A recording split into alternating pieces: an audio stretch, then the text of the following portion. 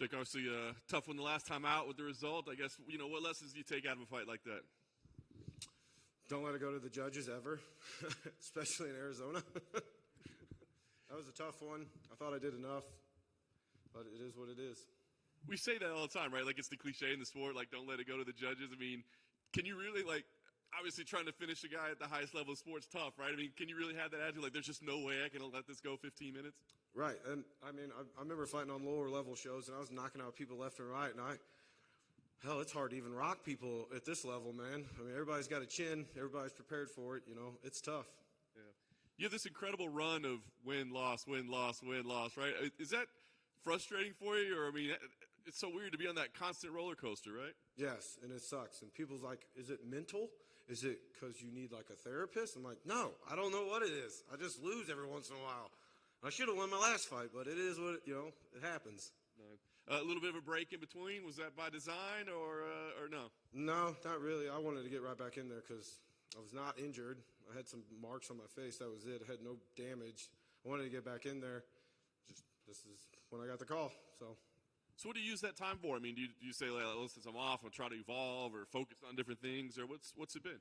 Oh, yeah, I took a week off. Well, about 2 weeks because I didn't even want to watch fights. I don't have nothing to do with it, But then we got back in there and me and my coach sat down and we watched my fight and just started nitpicking myself, which is demoralizing because you think you're pretty good and then you watch all the bad stuff you did. So that's all we've been doing is just trying to evolve, get better, branch out, been training with other gyms as guys and stuff, and just trying to get better, man, 33, I'm not that old, I don't think, but I can't do this shit forever. I want to get good and get good now, Is that the most frustrated you've ever been after a loss? It seems so. Yes, absolutely. If you knock me out or you submit me, hey, man, I'll shake your hand. But I wasn't the one bleeding everywhere with a big gash in his face.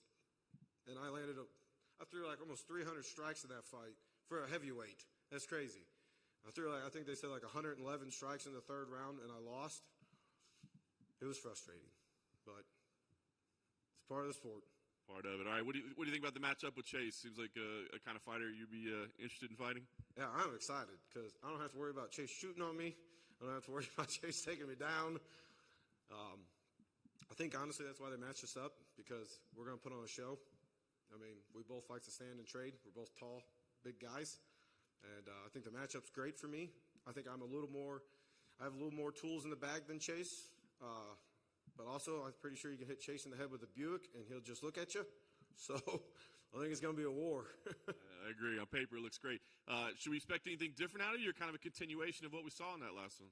No.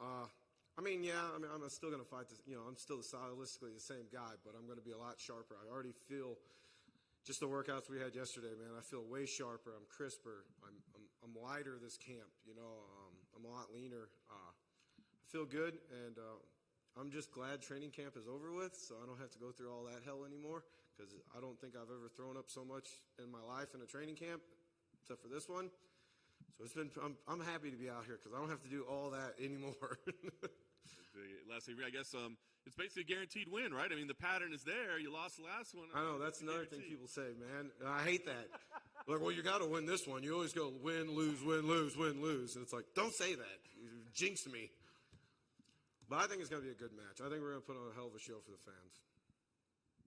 Hey, Jake. After a heartbreaking loss like that at UFC 263, what did you do afterwards? Did you go back to the hotel room, kind of just eat? What'd you do?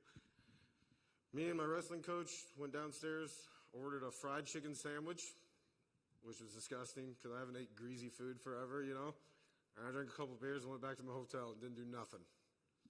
It was depressing. It's understandable. Just how long does it take you to get over? I'm sure you're probably still not over it, but I guess how long did it take you to get over it?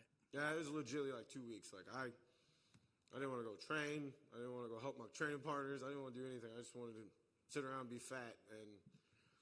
But also, you have to realize, this is your job. You eventually got to go back to work. So about 2 weeks, I was back in there just doing what we do.